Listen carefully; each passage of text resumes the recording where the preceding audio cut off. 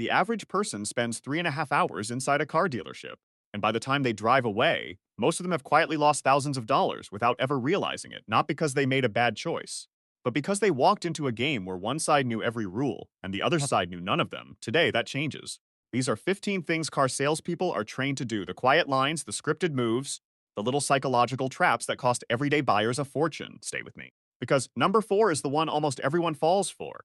And the last one is so common, it might be happening to someone you know this week. Here's the thing to understand before we start.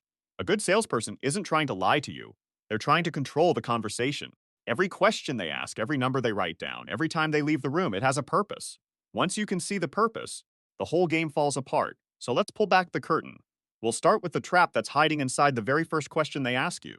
Number 15, the monthly payment trap. It usually sounds friendly. So what kind of monthly payment are you comfortable with? Sounds reasonable, right? It isn't.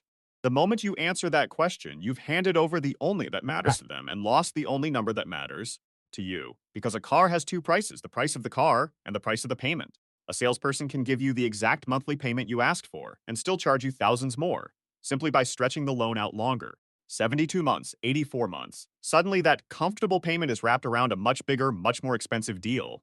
So here's how you beat it. Never negotiate in monthly payments. Negotiate the full price of the car first in a loan. Once that number is locked, then you talk financing. Keep those two conversations separate, and this trick simply stops working. But the next one is even sneakier, because they'll try to confuse all of those numbers on purpose. Number 14, the four square. At some point, they may pull out a sheet of paper and draw a big square split into 4 smaller boxes. One box for the price of the car, one for your trade-in, one for your down payment, and one for your monthly payment. It looks organized, helpful even. It's actually one of the most effective confusion tools ever invented in sales. At some point, they may pull out a sheet of paper and draw a big square, split into 4 smaller boxes. One box for the price of the car, one for your trade-in, one for your down payment, and one for your monthly payment. It looks organized, helpful even. It's actually one of the most effective confusion tools ever invented in sales. Here's what's really happening. By juggling 4 numbers at once, they make it almost impossible to track the total. Give a little here, take a little there, lower your monthly payment, but quietly raise the price. Boost your trade-in, but bury the gain in interest. Your brain can only hold so many moving numbers at a time, and they know it. The fix is simple. Refuse to play 4 squares at once. Settle the price of the car completely. Then and only then move to the trade-in. Then the down payment. Then financing. One box at a time, fully closed before the next. A confusing deal is a profitable deal for them. A clear one is a fair one for you. Number 13, the trade-in shell game. This one feels like a gift. You mention your old car, and the salesperson lights up. You know what? I can give you a great price on that trade. And they do, more than you expected. You feel like you won. You didn't, because while they were generously raising your trade-in value with one hand, they were quietly raising the price of the new car with the other. The extra money they gave you on the trade simply got added back onto the car. You walk away feeling like a winner, having paid exactly what they wanted all along. Beat it the same way you beat the others: separation. Agree on the price of the new car as if you have no trade-in at all. Get that locked in writing. Only after that's done, bring up your trade. And before you ever set foot on the lot, look up what your car is actually worth, so their generous number has something honest to stand next to. Speaking of pressure to decide fast, the next trick is built entirely on making you panic. Number 12, the impending event. You're looking at a car you like, and right on cue, the salesperson lowers their voice and says something like, "I should tell you, another couple put a deposit on this exact car. They're coming back this afternoon." Suddenly, your heart rate jumps. If you don't act now, you'll lose it. This is called the impending event. And most of the time, that other buyer doesn't exist. It's a script. Because people want most what they're about to lose, and a buyer in a hurry is a buyer who stops checking the numbers. Even when the dealership genuinely has interest in a car, they can almost always get the same vehicle, or one just like it, within a week or two. So here's your shield. Decide before you ever walk in that you will not buy a car the same day you feel pressured to. Say it out loud if you have to. If it sells, it sells. I'll find another. The moment they realize urgency doesn't work on you, the fake deadline disappears, and so does their power. Number 11, the manager theater. You make an offer. The salesperson nods, looks concerned, and says, "Let me take this to my manager and see what I can do for you." Then they disappear. 5 minutes, 10, sometimes 20. And while you sit there alone, something is happening, but it's probably not what you think. A lot of the time, there's no real negotiation happening back there at all. The wait itself is the tactic. It does 2 things. First, it makes you feel like the salesperson is fighting for you, building trust. And second, the longer you sit and wait, the more invested you feel, and the harder it becomes to just stand up and walk away. How do you handle it? Bring something to do, and make peace with leaving. Tell them up front you have somewhere to be. When the wait becomes a tactic, your calm becomes the counter. And calm matters even more for the next one, because this trick uses the entire visit against you. Number 10, the dealership marathon. Remember that 3.5 hour average we started with? That number isn't an accident. It's a strategy. The longer you're in the building, the more tired you get. The more tired you get, the less you push back. By hour 3, most people just want it to be over, and over usually means signing whatever's in front of them. Test drives that take longer than they need to. Paperwork that trickles out one page at a time. Long waits between each step. Some of it is just how dealerships run. But some of it is designed to wear down your patience until your guard drops. Decision fatigue is real, and it is expensive. The fix is to set your own clock. Decide before you arrive how long you're willing to stay. Tell them, and when that time is up, be willing to leave and come back another day with a fresh mind. A rested buyer makes far better decisions than an exhausted one, and they're counting on you being exhausted. Number 9, the just looking, read you've said it. We all have. Oh, I'm just looking. You think it makes you sound casual, low pressure, hard to sell to. To an experienced salesperson, it does the opposite. It tells them you do want to buy, you just don't want to admit it yet. Because here's the secret they already know. People who are truly just looking usually don't drive to a dealership and walk the lot. The fact that you're standing there means there's real interest. So just looking doesn't lower your guard in their eyes. It simply signals that you're nervous about the negotiation to come. You don't need a magic phrase. Just be straightforward and steady. I'm comparing a few options, and I won't be deciding today. That tells them you're serious and in control, which is a much harder customer to play than a nervous one pretending to browse. Number 8, the sticker price anchor. Every new car has a sticker price in the window, the manufacturer's suggested price. It's printed big, and it's printed proud. And it's doing a quiet job before anyone says a word to you. It's setting an anchor. Here's how anchoring works on your brain. Once you see a high number first, every number after it feels like a deal, even if it isn't. So when the salesperson knocks 1,000 off that big sticker, it feels generous. But that sticker was never the real price. It's the starting line designed to be high, so the finish line still leaves plenty of profit. The way to break an anchor is to bring your own. Before you visit, look up what people in your area are actually paying for that exact car. Walk in with that number in your head. Then the sticker price loses its grip because you're measuring against reality, not against a number they chose for you. Number 7, the doc fee. You've agreed on a price. You're feeling good. Then the final paperwork appears, and tucked into it is a line called a dopication fee. And when you ask about it, you'll often hear the magic words, "Oh, that one's non-negotiable. Everyone pays it." Sometimes that's partly true. Some regions cap or standardize this fee, but very often, it's simply extra profit dressed up as official paperwork. It sounds like a tax. It feels mandatory. And the casual, everyone pays it tone is designed to make you feel awkward for even questioning it. So question it, calmly and politely.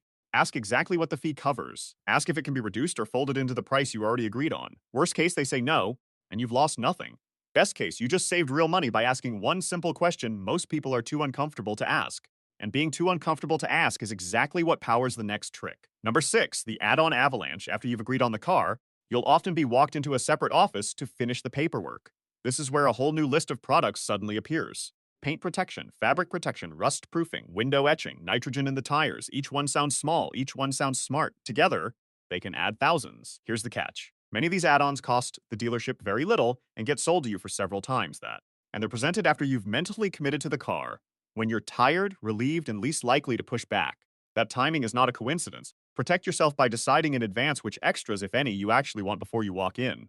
Then treat everything else as a polite no, thank you.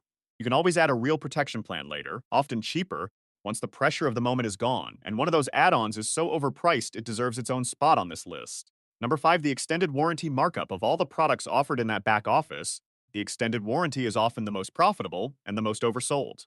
It's pitched with a little fear. Repairs are so expensive these days. Wouldn't you want peace of mind? And peace of mind is a powerful thing to sell. But here's what they don't mention. The price of that warranty is frequently marked up heavily, and it's often negotiable even when they imply it isn't. Many of these plans also come loaded with fine print. Things they won't cover, hoops you'll have to jump through, deadlines you'll have to meet. The version that sounds like protection can quietly be mostly profit, so make this your rule. Never buy an extended warranty in the moment. Take the booklet home, read what's actually covered, compare prices from outside providers. If it still makes sense in the calm of your own kitchen, buy it then. The good ones survive a night of thinking. The overpriced ones rarely do. Number 4, spot delivery and the financing callback. This is the one almost everyone falls for because it feels like a happy ending. You sign, you get the keys, you drive your new car home the same day before the financing is fully approved. It feels like trust. It feels like you got it done. Then a few days later, the call comes. So, the financing didn't go through at that rate. You'll need to come back in and re-sign at a higher interest rate. By now, the car is sitting in your driveway. You've shown it to friends. Emotionally, you already own it, and they know it's very hard to give back a car you've already fallen in love with. That's exactly why this works. The defense is powerful and simple. Don't drive the car home until the financing is fully completely approved in writing. Better yet, arrange your own financing before you ever go to the dealership through your own bank or credit union. When you walk in already approved, This entire trick becomes impossible to play on you. Number 3, payment packing. Remember the monthly payment trap from the start? This is its sneakier cousin. Once you've told them a monthly number you're comfortable with, they have room to pack that payment, to quietly slip extra products inside it without ever drawing attention to the total cost. Say you're fine with a certain payment. They can fit an extended warranty, a protection package, and a few small fees right into that same monthly number by stretching the loan a little longer. Your payment looks unchanged, so you feel fine. But you're now paying for thousands in extras you may never have agreed to if you'd seen them as one clear line. The cure is one question. Ask firmly, can I see the full price, itemized with every product listed separately? Make them show you each piece. Anything you didn't ask for, you can remove. A payment can hide a lot. An itemized total can hide nothing. Number 2, the paperwork blur. By the time you reach the final signing, you're tired, you're happy, and there's a thick stack of papers in front of you with little colored tabs that all say sign here. The person across the desk flips through them fast, summarizing each one in a quick, friendly sentence. This just says you got the car. This one's standard. Sign here and here and here. The speed is the point. Buried in that stack can be the very add-ons, fees, and terms we've talked about this whole video. The faster the pages move, the less likely you are to stop and actually read one. And almost nobody wants to be the person who slows everything down to read. So be that person. It's your money and your signature. Slow the whole thing down. Read each document before you sign it. Ask about anything you don't understand. A salesperson who's being honest will happily wait. The discomfort of taking your time is tiny compared to the cost of signing something you never read. Number 1, the friend who isn't, and here we are, the most powerful trick of all and the one happening to someone you know right now. It isn't a number or a fee, it's a feeling. From the moment you arrive, a skilled salesperson works to become your friend. They ask about your kids. They laugh at your jokes. They find what you have in common. They say the words you most want to hear, I'm on your side. I'm going to get you the best deal. And maybe they're a genuinely lovely person. But here's the quiet truth. Their income depends on selling you a car at a profit, not on saving you money. The warmth is real and it has a job to do. The more you feel like they're your friend, the less you feel like you're in a negotiation at all. And a buyer who forgets they're negotiating is the easiest buyer to sell to. This doesn't mean be cold or rude. Be kind. Be human. But never forget which side of the desk you're on. You can like the person and still protect your wallet. The best buyers do both, warm on the surface, clear-eyed underneath. Keep that one thing in mind, and every other trick on this list loses its power. So there they are, 15 quiet tricks and 15 simple ways to beat each one. None of this requires you to be tough or rude or an expert. It just requires you to see the game clearly and to slow down when they want you to.